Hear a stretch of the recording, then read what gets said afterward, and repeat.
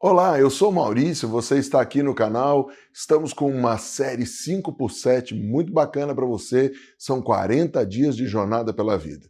Você que está chegando agora no canal, clica aqui, nós te levamos lá no início dessa série para você saber tudo. Quer saber mais? Então, inscreva-se no canal, clica no sininho, as novidades vão chegar e já vai dando o seu like. O que nós vamos falar? Nos dias 7 e 8, nós vimos a conversa que mudou tudo e as consequências. Nos dias 9 e 10, nós vimos os espinhos no jardim e o tempo antes e depois da queda. E ontem, nós vimos a batalha entre eu e eu mesmo. O que nós vamos falar hoje? É um assunto muito importante e ele vai ser dividido em várias partes. Hoje, a primeira parte do quem é o primeiro. Como assim, Maurício, quem é o primeiro? Queridos, primeiro aponta para primazia. Primeiro aponta para preferência, aponta para aquele que tem o direito de. Para nós entendermos melhor, vamos começar lendo as Escrituras. Mas antes, quero pedir uma coisa para você. Preste muita atenção. Sabe por quê? Isso aqui vai te ajudar a chegar onde você precisa chegar. De que maneira, Maurício? Você vai entender. Romanos capítulo 6, verso 23 diz: porque o salário do pecado é a morte, mas o dom gratuito de Deus é a vida eterna em Cristo Jesus. Ou seja, quando o homem pecou, o que aconteceu?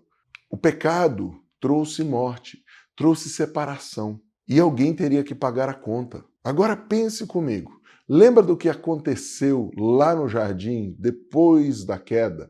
Depois que o primeiro casal pecou, Deus veio, teve uma conversa com o casal, mostrou todas as consequências para o homem, para a mulher, para a serpente, para a terra, todas as consequências. Aí o homem chama a mulher de Eva, mãe de todos os seres humanos, e no verso 21 do capítulo 3 de Gênesis diz assim: fez o Senhor Deus vestimenta de peles para Adão e sua mulher e os vestiu. Pele aqui é a palavra no hebraico or, que quer dizer couro de animal. Isso quer dizer um animal teve que morrer. Então imagine a cena. O homem nunca tinha visto uma morte. Nenhum animal tinha morrido. E de repente o homem vê um animal morrendo. Só que isso pode não ter mexido muito com ele. Só que nós já vimos que depois um filho matou o outro. Ou seja, de alguma maneira, Deus, como um pai amoroso, estava mostrando as consequências do pecado e também apontando para Jesus. Ou seja, um animal morreu pelos outros. Como assim animal? Queridos, que dia foi feito o homem mesmo? No mesmo dia que os animais. No mesmo dia e no mesmo tipo de matéria-prima. Vamos ler. Disse também Deus: produz a terra seres viventes conforme a sua espécie, animais domésticos, répteis, animais selváticos, segundo a sua espécie, e assim se fez. Gênesis 1, 24. Prestou atenção? Produza a terra. Ou seja, todos os animais eram da terra. Picanha veio da terra, ou não, quer dizer, o gado veio da terra, o cachorro, o gato, a galinha, tudo foi da terra. E agora, do que foi feito o homem mesmo? Gênesis 2,7 diz, vamos ler. Então formou o Senhor Deus ao homem do pó da terra e lhe soprou nas narinas o fôlego de vida e o homem passou a ser alma vivente. Qual foi a diferença, então, entre homens e animais? Se eles estavam sendo feitos no mesmo dia, o sexto dia. Se eles foram produzidos da mesma matéria-prima.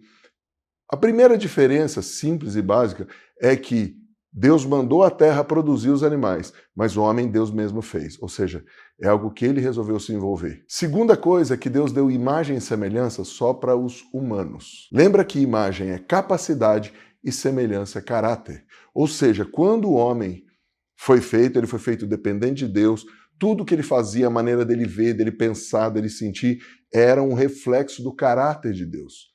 Mas no momento que ele peca, ele se separa de Deus. Então ele começa a ser como um animal. A própria ciência chama os humanos de animais racionais. Mas não somos tanto assim. Você já viu uma pessoa perder as estribeiras? Você já viu genocídios? Já viu todas as catástrofes? Como os homens estão se destruindo. Mas animais, querido, em toda a Bíblia. Minha querida, em toda a Bíblia. Meus amados, em toda a Bíblia. Maurício, por que você está repetindo tanto? Porque é importante você entender, desde ali de Gênesis até Apocalipse você vai ver isso. Desde Gênesis até a cruz, há um crescente. Para os homens se aproximarem de Deus, precisava sacrifício de animal. Os cultos tinham sacrifício de animal. As festas, sacrifício de animal. O tabernáculo era feito e a cobertura de peles de animal. Quando Jesus veio, como é que ele foi chamado mesmo? Cordeiro de Deus que tira o pecado do mundo. Quando Jesus e João Batista confrontavam os religiosos, raça de víboras, lobos, não dei aos cães, e assim por diante. Cuidado para não jogar pérola para porco. Por quê? Porque nós temos essa tendência. E ali estava apontando para algo. Ah, então seria o plano B? Não, querido, Deus não tem plano B. O homem perdeu a comunhão com Deus por causa do pecado e passou a reproduzir conforme a espécie, morte. Antes ele reproduzia vida e nós já falamos isso. Então, como foi resolvido o problema sem ter um plano B? Dentro de tudo que Deus já tinha falado, João 3,16 mostra: porque Deus amou o mundo de tal maneira que deu seu Filho unigênito, para que todo aquele que nele crê não pereça, mas tenha a vida eterna. Desde antes da fundação do mundo, Deus já sabia que o homem ia pecar. E Deus já tinha provido tudo. Jesus morreu por nós, pecadores. E morreu como o quê? Um cordeiro. E essa é a prova do maior amor. Deus prova seu amor para conosco pelo fato de Cristo ter morrido por nós, sendo nós ainda pecadores. Agora me responda, quem veio primeiro, Deus ou homem? João Batista ele explica, João 1,15. João testemunha a respeito dele e exclama: este é o de quem eu disse, o que vem depois de mim tem contudo a primazia, porquanto já existia antes de mim. Você prestou atenção aqui? Jesus vem depois, ele é mais novo que João Batista, mas ele já existia. E João está reconhecendo isso, que ele é Deus. Ele tinha primazia. Verso 30 do mesmo capítulo diz assim: é este a favor de quem eu disse, após mim vem um varão que tem a primazia, porque já existia antes de mim. O homem, o ser humano, pecou. Ele errou, ele estragou tudo. Quem que veio consertar e arrumar? Deus. O que Deus fez? Nos resgatou, nos comprou. O apóstolo Paulo escreve isso aos Coríntios, capítulo 6, verso 20. Porque fostes comprado por preço, agora, pois, glorificai a Deus no vosso corpo. Queridos, olha que tremendo. Deus nos comprou. Jesus se entregou. E por causa disso, o preço que foi pago, Jesus recebeu o direito. E olha só o que está registrado. Filipenses, capítulo 2, verso 9. Pelo que também Deus o exaltou sobremaneira e lhe deu o nome que está acima de todo nome, para que ao nome de Jesus se dobre todo o joelho, nos céus, na terra e debaixo da terra. E toda língua confesse: Jesus Cristo é Senhor, para a glória de Deus Pai. Sabe o que significa isso? Jesus Cristo é Senhor. Senhor é dono. Senhor é o que tem o direito. Ou seja, se você quer ser salvo, você precisa fazer o que Paulo escreve aos Romanos: confessar com a boca e crer com o coração. Mas o que você confessa? Que Jesus é o Senhor, Jesus como Senhor, Jesus como dono. Isso quer dizer que Jesus tem a prioridade. Ele manda e nós obedecemos. Ele é dono e nós somos propriedade. Que é esse negócio? Se ele comprou o pacote completo, comprou suas dores e enfermidades, mas comprou você. E Pedro escreve isso na sua primeira carta, capítulo 2, verso 9. Vós, porém, sois raça eleita, sacerdócio real, nação santa, povo de propriedade exclusiva de Deus, a fim de proclamardes as virtudes daquele que vos chamou das trevas para a sua maravilhosa luz. Enfim, se eu quero ser um discípulo de Cristo, a prioridade é dele. Vamos ler um último texto. Ele é a cabeça do corpo da igreja.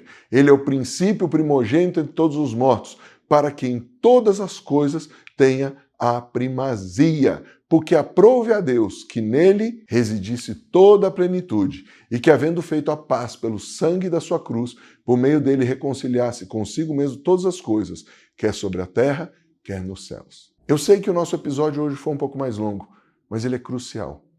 Aqui nós temos a chave para a solução de tudo, e aqui tem um divisor de águas. Aqueles que querem só ser salvos, mas aqueles que querem trazer o céu para a terra. Uma dica de tarefa para você: reveja seus conceitos e valores. Reveja se Jesus está em primeiro lugar em tudo na sua vida. E nos próximos episódios nós vamos falar mais, se Deus quiser.